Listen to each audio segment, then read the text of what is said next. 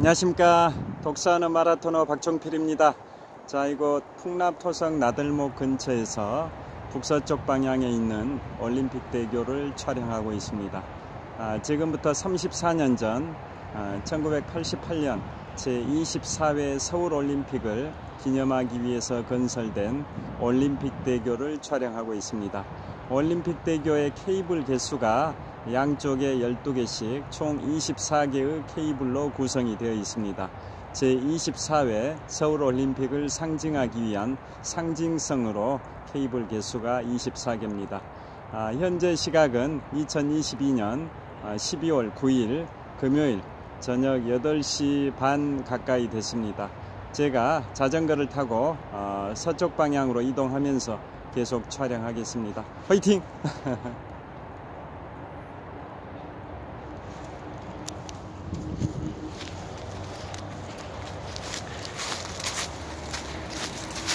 자, 서쪽 방향을 촬영하고 있습니다.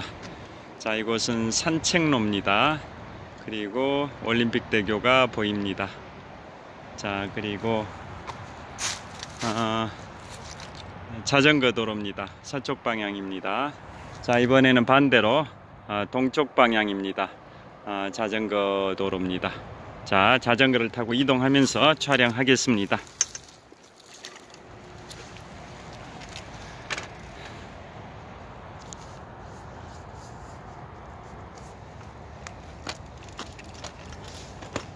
자, 오늘은 제가 자전거 퇴근길에 1993년에 개봉된 영화 얼라이브에 관하여 말씀드리겠습니다. 실화를 바탕으로 한 영화인데요. 지금부터 50년 전 1972년 10월 13일 금요일에 발생됐던 비행기 추락사고와 관련된 실화를 바탕으로 1993년에 개봉된 영화입니다. 그러니까 실화는 지금부터 50년 전인 1972년 10월 13일 금요일에 발생이 됐고요. 영화는 그로부터 21년이 지난 1993년에 개봉된 영화입니다.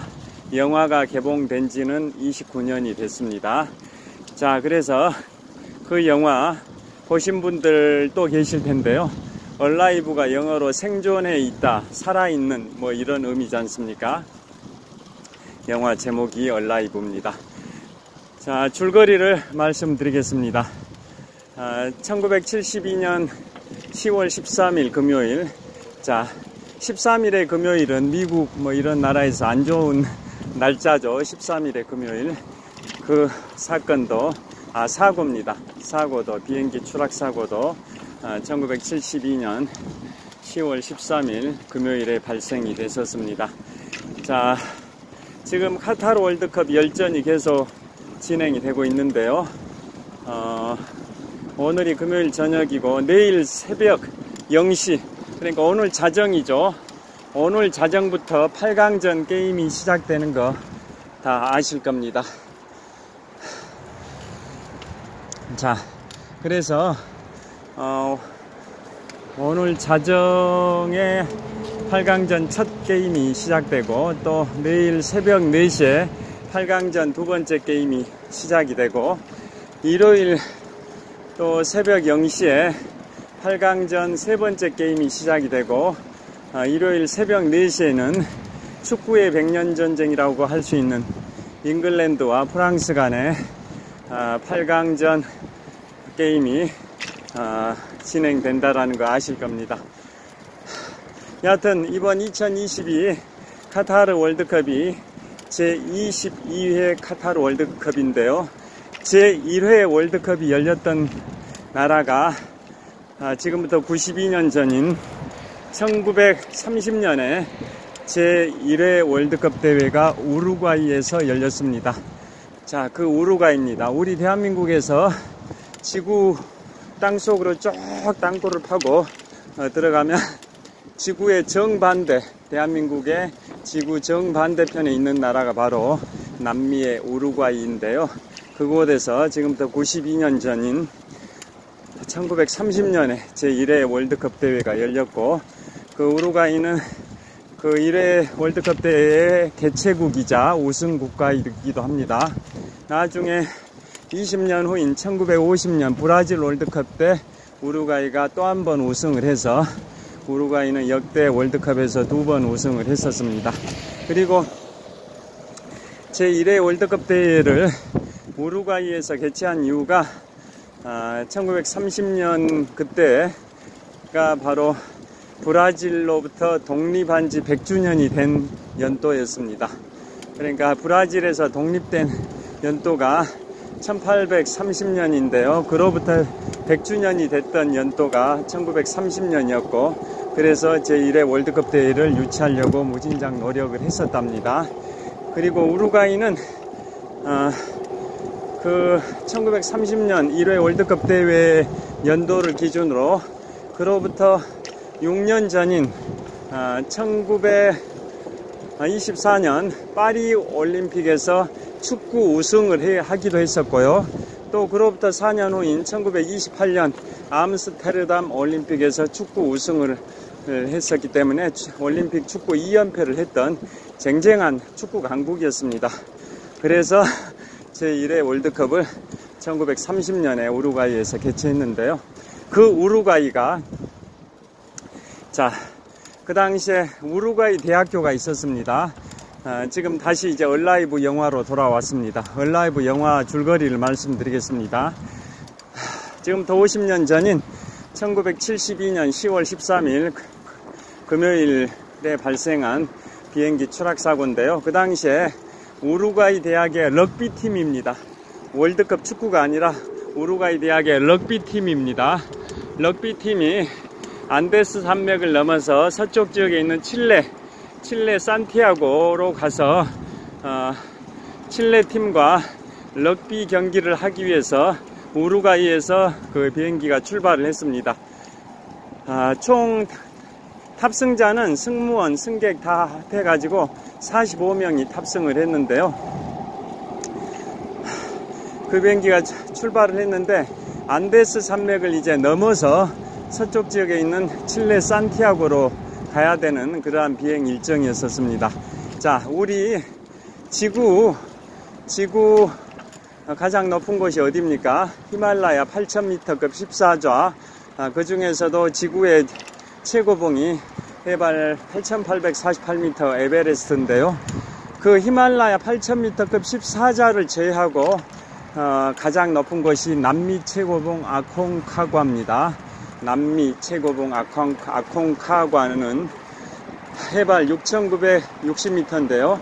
해발 6,960m. 안데스 산맥의 최고봉이죠. 지리적으로는 아르헨티나에 속합니다. 아르헨티나에 있는 남미의 최고봉 아콩카과 해발 6,960m인데요. 그 봉우리는 굉장히 상징적 의미가 큽니다. 아르헨티나의 최고봉이기도 하고 남미 최고봉이기도 하고 남북 아메리카 통합해서 최고봉이기도 하고 지구의 북반구와 남반구를 나눌 때 지구의 남반구의 최고봉이기도 하고 그 다음에 아까 말씀드린 것처럼 히말라야 8,000m급 14좌를 제외하고는 가장 높은 봉우리가 남미 최고봉 아콩카과 해발 6,960m인데요. 아르헨티나에 위치하고 거리상으로는 아르헨티나의 수도 부에노스 아이레스보다는 칠레의 수도 산티아고가 더 가깝습니다. 그 아콩카과 봉우리에서 칠레 국경까지는 한 15km 정도밖에 안 떨어져 있습니다. 지도상으로는 완전히 칠레하고 아르헨티나 국경선에 접해 있다고 보시면 됩니다. 그 정도로 그리고 아콩카과는 무슨 뜻이냐? 원주민어로 돌로 된 보초병이라는 의미입니다. 돌로 된 보초병. 그게 무슨 뜻이냐면 워낙 높은 봉우리다 보니까 어디에서 보든지 간에 그 봉우리가 잘 보인다. 그러니까 보초병처럼 우뚝 서 있다. 돌로 되어 있는 보초병. 또 보초병처럼 어느 지역에서나 잘 보이기 때문에 돌로 된 보초병이라는 의미를 담고 있는 아콩카과입니다. 해발 6,960m입니다. 여하튼 그 정도로 안데스 산맥은 최고봉 아콩카가 해발 6,960m급 그 봉우리 뿐만 아니라 그 외 봉우리들도 해발 6,000m급 봉우리들이 굉장히 많습니다. 그 안데스 산맥, 그 설산, 눈으로 뒤덮인 만년설의 안데스 산맥을 그 비행기, 우루과이 대학의 럭비팀의 비행기가 총 45명의 승무원 및 승객이 탑승한 상태에서 거기를 넘어가는데요. 비행기가 그 산의 중턱인 해발 3,500m급에서 추락을 해버립니다.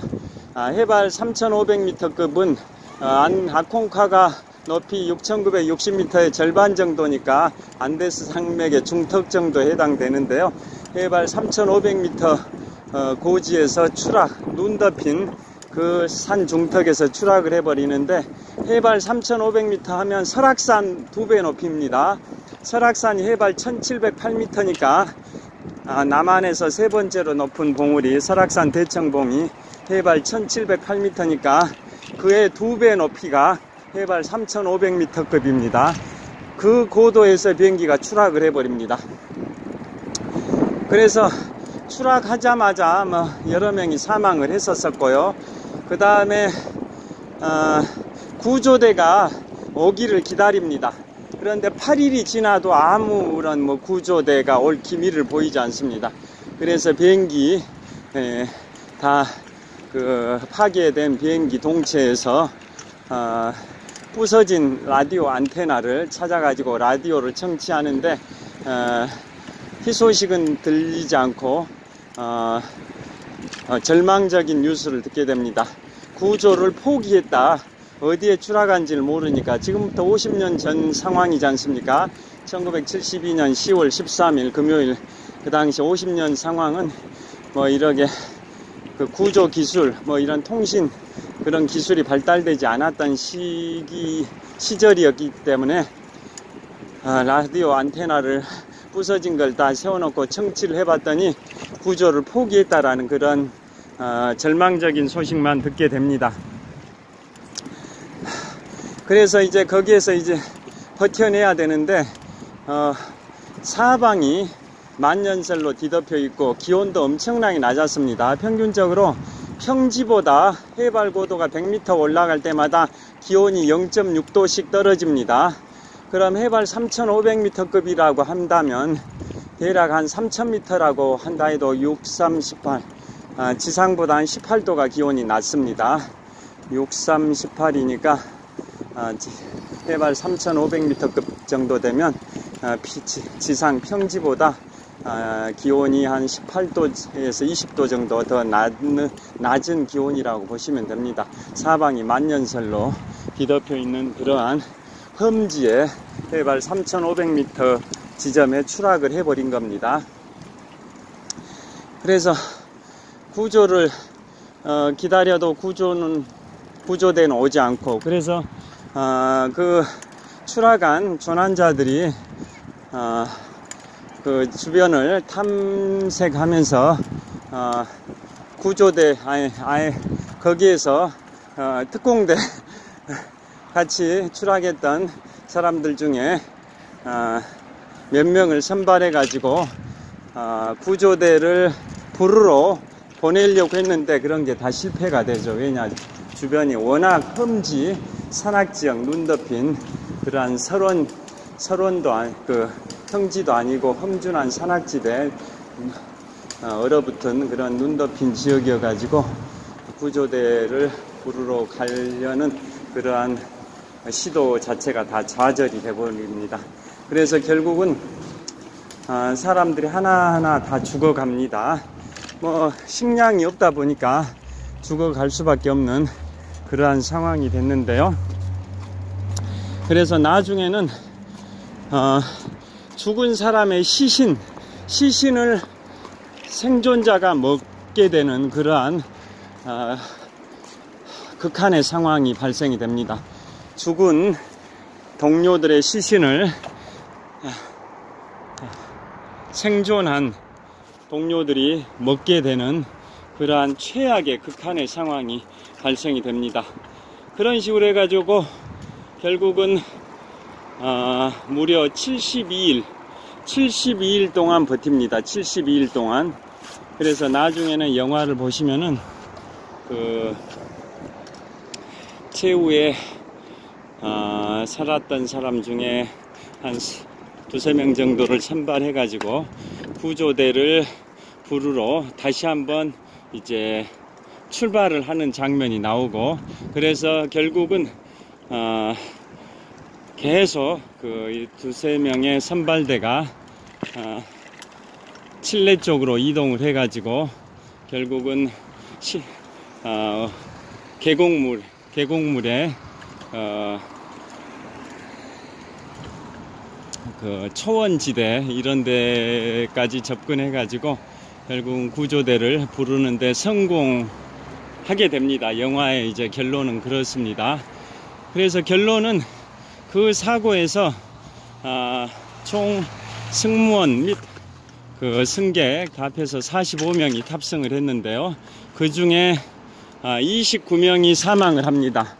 29명이 사망하고 16명이 생존을 합니다. 그러니까 대략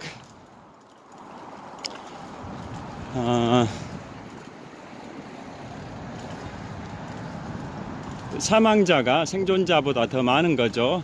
29명이 사망, 16명이 생존을 하는 겁니다. 그래서 나중에 그 72일 동안의 그 사투, 그걸 그린 영화가 바로 그 사고 발생된 1972년으로부터 21년의 세월이 지난 1993년에 얼라이브라는 영화로 만들어졌고, 1993년에 영화 얼라이브가 개봉이 됐는데요. 영화가 개봉된 지 이제 29년이 됐습니다. 그러니까 그 사고는 지금부터 50년 전에 발생했고 영화가 개봉된 지는 29년이 됐습니다. 자, 그래서 그 생존자 16명이 사망자 29명의 시신을 먹어가면서 사투를 벌여서 결국 72일 동안 버티게 됐는데요. 우연하게 그 생존 사투를 벌인 기간 72일이라는 기간이 사고가 발생됐던 연도인 1972년하고 숫자가 동일합니다. 1972년 10월 13일 금요일에 사고가 발생이 됐고, 그 72년 연도와 이 사투를 벌이고 생존해서 구조된 그 사투의 기간, 생존 기간 72일이 동일한 숫자입니다. 그래서 사고는 1972년 10월 13일에 금요일에 발생이 됐고요. 구조된 것은 1972년 12월 23일에 구조가 됐습니다. 그래서 양편 넣기로 계산을 해보면 사고는 72년 10월 13일에 발생됐고 구조는 72년 12월 23일에 구조가 됐으니까 72일 동안 생존을 하게 된 겁니다. 그 처절한 생존기를 그린 영화가 바로 1993년에 개봉된 영화 얼라이브라는 겁니다. 그 사람의 생존 의지라는 거, 그 대단한 것 같습니다. 자, 그래서 그 생존자분들이 그 사망하신 분들의 시신을 먹어가면서 버티게 됐는데요. 그래서 그 사망자들의 유족들이 나중에는 그 시신을 먹으면서 생존한 그 행위에 대해서 용서를 했다고 합니다. 그 당시 상황에서는 살기 위해서는 산 사람이라도 살아야 되니까, 죽은 사람은 어쩔 수 없고 산 사람이라도 살아야 되니까 살기 위해서는 뭐 그 높은 해발 3,500m 고지 설악산 대청봉의 2배 높이 그 높은 고도에서 영하 40도의 극한과 싸웠습니다. 영하 40도입니다. 그 당시 상황이 영하 40도 정도 됐다고 합니다. 영하 40도의 극한 상황에서 먹을 음식, 식량들이 없는 그러한 상황에서는 어쩔 수 없이 시신을 훼손하면서 먹을 수밖에 없었지 않겠냐라고 그 사망하신 분, 돌아가신 분들의 유족들이 그 시신을 먹고 생존한 생존자들에 대해서 용서를 했다라는 실화가 있습니다. 여하튼 지금 현재 갤러리아 팰리스 사거리 횡단보도 신호등이 파란불로 바뀌어서 건너고 있습니다. 그래서 오늘은 지금부터 29년 전인 1993년에 개봉된 영화 얼라이브를 소개를 해드렸습니다. 그 삶의 의지라는 거 정말 대단합니다.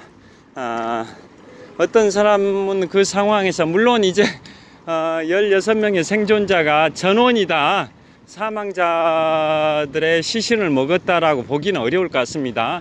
아무리 뭐 힘들어도 시신을 먹을 수는 없다, 식인 행위를 할 수는 없다라고 생각을 하고 그 시신을 먹지 않은 사람도 있을 것 같긴 합니다만은 72일이라는 그 장기간 버틸 에 있어서는 먹을 게 없으니까 대부분 시신을 먹었었을 것 같은 느낌이 드는데요. 여하튼 그 사고에 50년 전 그 사고의 희생자분들께 다시 한번 깊은 애도의 말씀을 드리고 명복을 빌겠습니다. 자, 오늘은 29년 전에 개봉된 영화 얼라이브, 생존해 있다, 살아 있다, 뭐 그런 의미를 담고 있는 얼라이브라는 제목의 영화에 관하여 말씀드렸습니다. 50년 전에 발생된 비행기 사고 실화를 바탕으로 한 영화 얼라이브에 관하여 말씀을 드렸습니다. 그 사고가 발생된 지점이 아까 말씀드린 것처럼 우루과이에서 안데스 산맥을 넘어서 서쪽에 있는 칠레로 가던 우루과이 대학의 럭비팀의 비행기가 추락했다라고 말씀을 드렸는데요. 이왕 그 안데스 산맥의 최고봉이자 아르헨티나의 최고봉이자 남미의 최고봉이자 남북 아메리카 통합 최고봉이자 아시아에 있는 히말라야 8000m급 14자를 제외한 가장 높은 봉우리이자 지구의 남반구의 최고봉이기도 한 안데스 산맥의 아콩카과 해발 6960m를 말씀드린 김에 7대륙 최고봉도 잠깐 말씀드리겠습니다.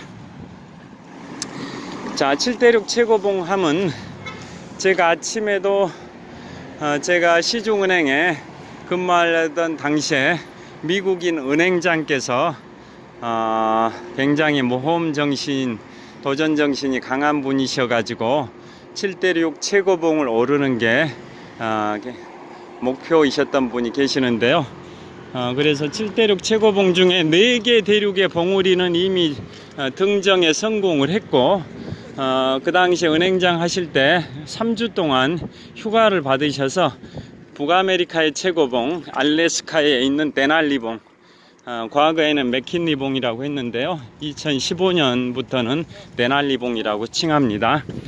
그 북미 최고봉 데날리봉 알래스카에 있는 해발 6194m 고지인데요, 거기를 오르시기 위해서 3주 휴가를 받으셔서 가셨는데 워낙 기상 여건이 안 좋으셔가지고 도전에 성공하진 못하시고 그냥 돌아오셨던 그러한 적이 있습니다. 그분이 제가 시중은행에 근무할 때 미국인 은행장이셨습니다.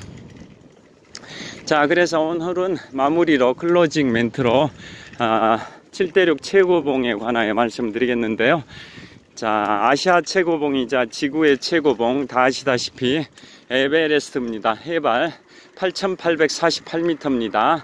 에베레스트는 세계 최초 등정자가 1953년 뉴질랜드의 에드먼드 힐러리 경과 세르파 텐징 노르가이가 두 분이 동시에 세계 최초로 지구의 최고봉이자 아시아 최고봉인 에베레스트 해발 8,848m에 등정에 성공을 했습니다. 그 다음에 아프리카 최고봉 킬리만자로입니다. 아프리카 최고봉 킬리만자로는 해발 5,895m인데요.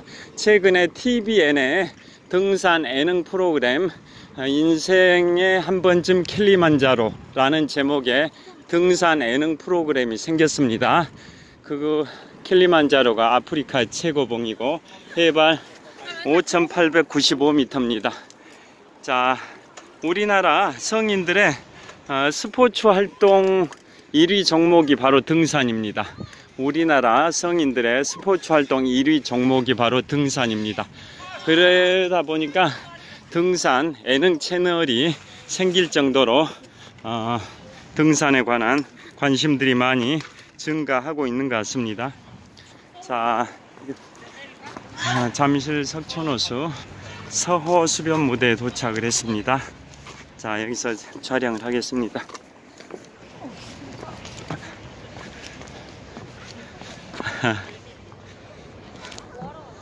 자, 이곳은 잠실 석촌호수 서호 수변 무대에서 롯데월드 타워를 촬영하고 있습니다. 123층 555m 높이 기준 세계 5위 규모 OECD 국가에서는 가장 높은 롯데월드 타워를 촬영하고 있습니다. 자, 그 다음 저를 비춰보겠습니다. 자, 이곳 잠실 석촌호수 서호 수변 무대에서 롯데월드 타워를 촬영을 하고 있습니다. 그래서 그 아프리카 최고봉 킬리만자로 해발 5,895m고요. 국민 가수 조용필님의 킬리만자로의 표범이라는 노래에도 등장을 하고 1954년에 노인과 바다라는 제목의 소설로 노벨 문학상을 수상한 미국의 대문호 어니스트 헤밍웨이의 킬리만자로의 눈이라는 그러한 곳에도 등장하는 그 킬리만자로가 아프리카의 최고봉 해발 5,895m입니다.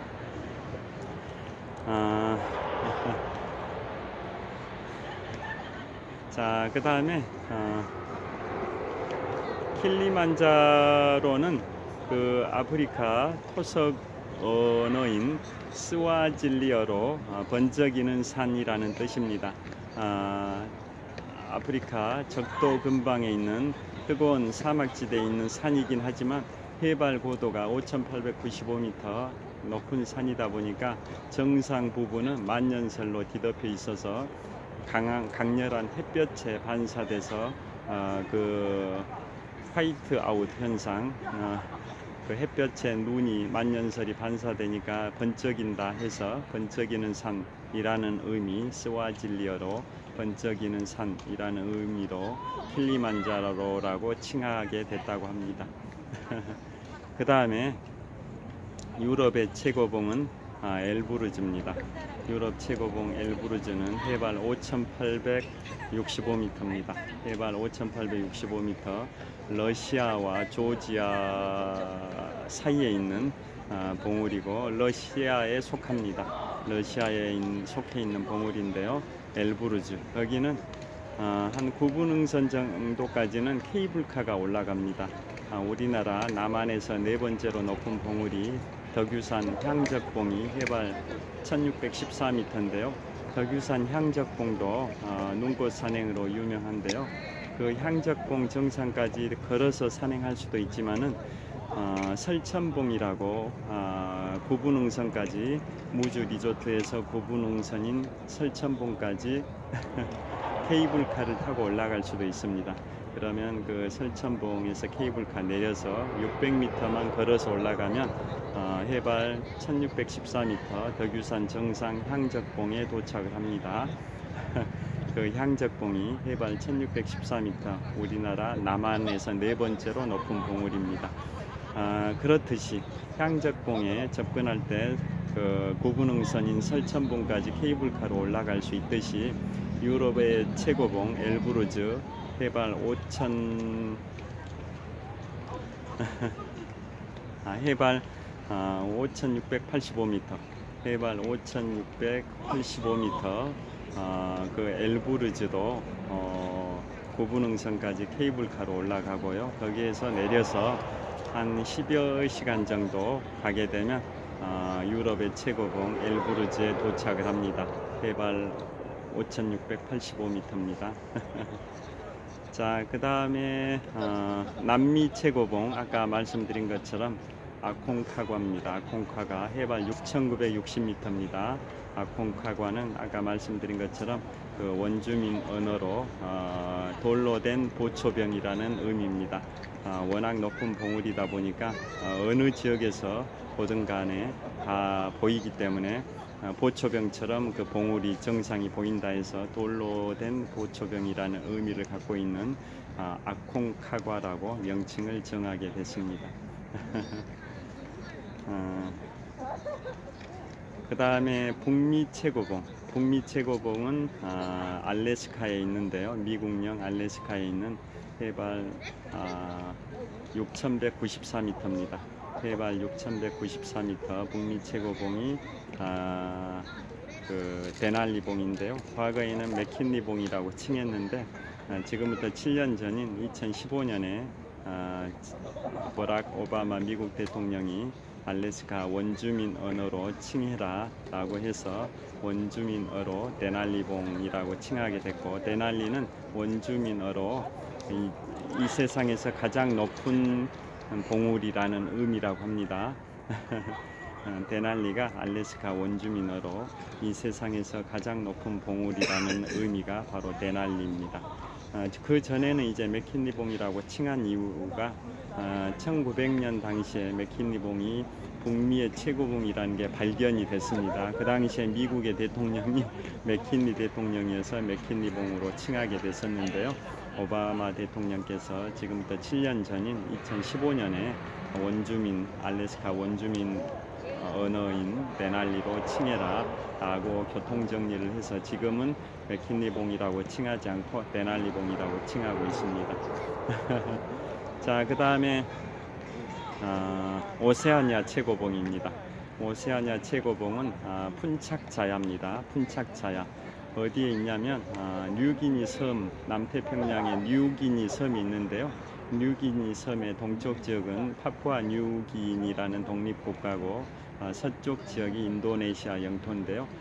서뉴기니에 있는 인도네시아 영토에 바로 오세아니아의 최고봉인 푼착자야가 있습니다. 해발 4,884m입니다. 거기 푼착자야는 능선이 톱날 모양으로 날카롭게 되어 있어서 전문 등반 기술이 없으면 오르기가 어렵습니다. 영화, 여러분들 1997년에 개봉된 영화 티벳에서의 7년, Seven Years in Tibet이라는 영화가 있는데요. 그 티벳에서의 7년 영화 브래드 피트가 주연을 했는데요. 그 주인공 브래드 피트가 실존 인물 역할을 하는 건데, 그 오스트리아 산악인 하인리 하러가 있습니다. 오스트리아 산악인 하인리 하러가 알프스의 3대 북벽 중에 하나, 알프스의 3대 북벽 하면 아이거, 그랑드 조라스, 마터호른인데요. 아이거, 그랑드 조라스, 마터호른, 이 세 개 봉우리가 알프스의 3대 북벽인데요. 그 알프스의 3대 북벽을 형상화한 게 우리 스포츠 브랜드 노스페이스입니다. 우리 미국 스포츠 브랜드 노스페이스가 있는데요. 노스페이스 로고가 이렇게 둥근 이런 곡선 3개가 이렇게 연달아 있지 않습니까? 그게 알프스 3대 북벽을 형상화한 겁니다.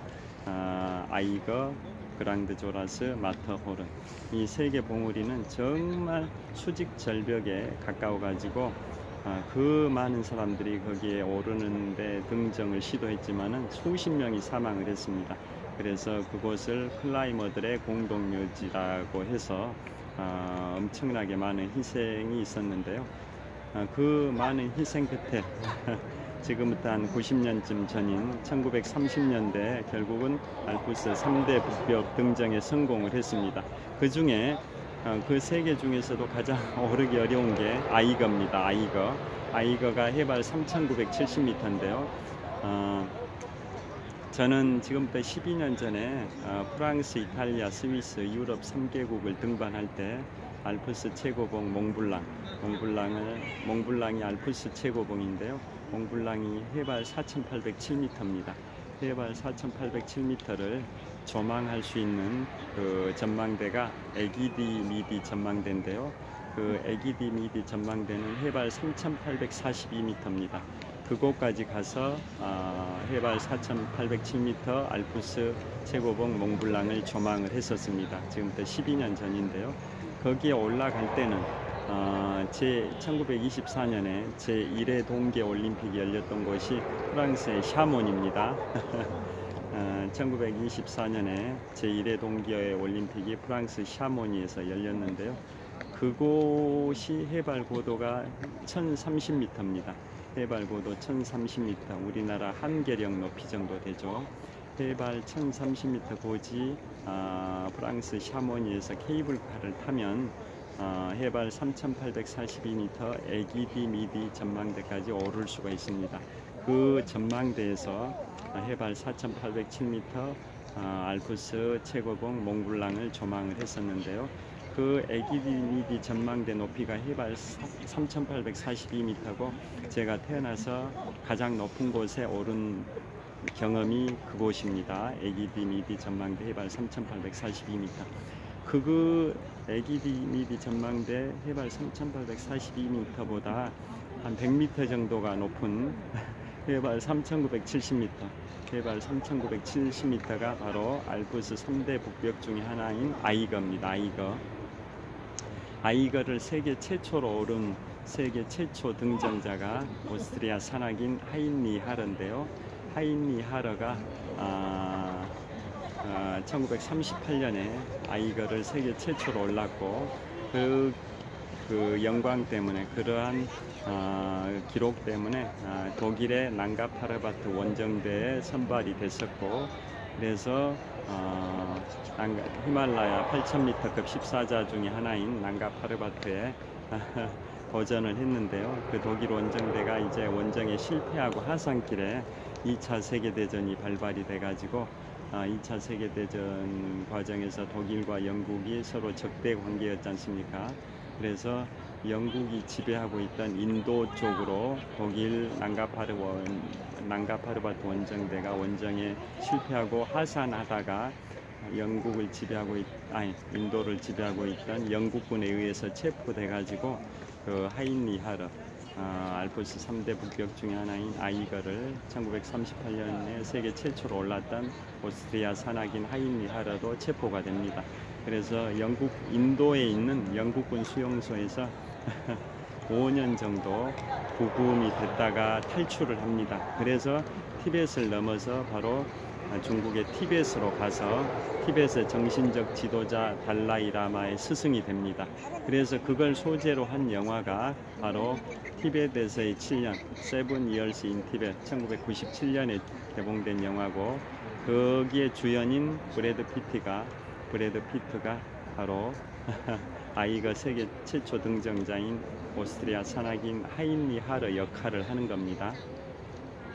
그래서 하인리 하러가 그 티벳에서 7년 동안 머무르면서 티벳의 정신적 지도자 달라이라마의 스승을 했었고 나중에 고국으로 돌아가서 책을 쓴 게 바로 티벳에서의 7년 Seven Years in Tibet이고 그걸 원작으로 한 영화가 1997년에 개봉된 영화 티벳에서의 7년 Seven Years in Tibet입니다.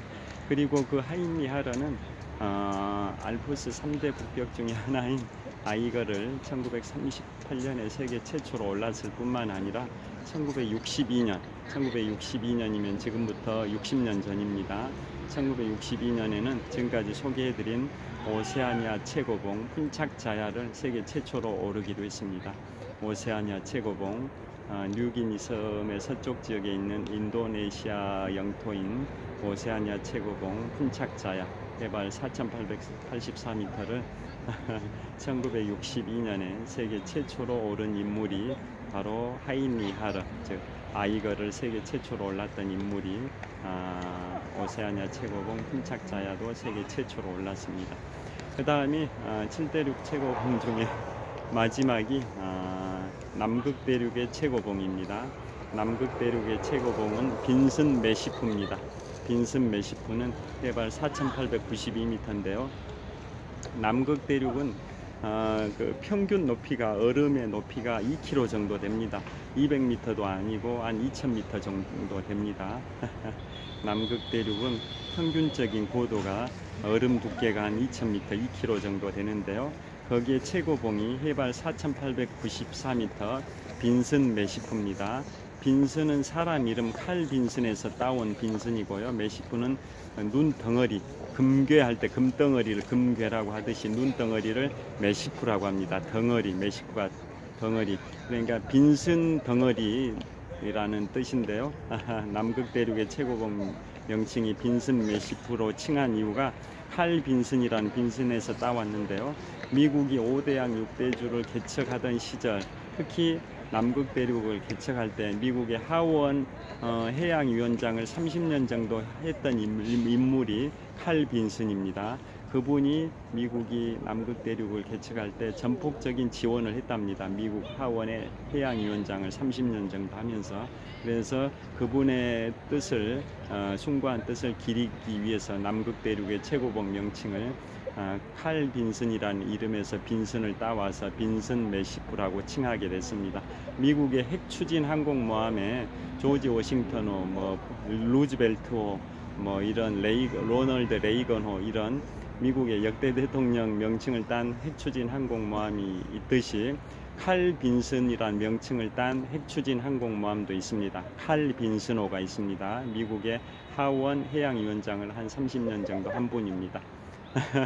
자, 그래서 오늘은 7대륙 최고봉에 관하여도 말씀을 드렸고요. 전반부에서는 1993년에 개봉된 영화 얼라이브, 1972년에 발생된 실화를 소재로 한 영화 72일 동안의 사투를 다룬 비행기 추락 사고에 관한 영화를 실화를 바탕으로 한 그 영화, 93년에 개봉된 영화 얼라이브에 관하여 말씀드렸습니다. 자, 지금 이곳은 잠실 석촌호수 서호 수변무대에서 롯데월드 타워를 촬영하고 있습니다.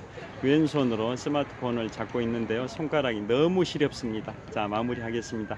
자, 오늘 현재 시각은 2022년 12월 9일 금요일 저녁 한 9시 정도 됐을 것 같습니다. 주말인데요. 평안한 주말, 행복한 주말, 즐거운 주말, 건강한 안전한 주말 보내시길 빌겠습니다. 장시간 시청해 주셔서 감사합니다. 화이팅! 감사합니다.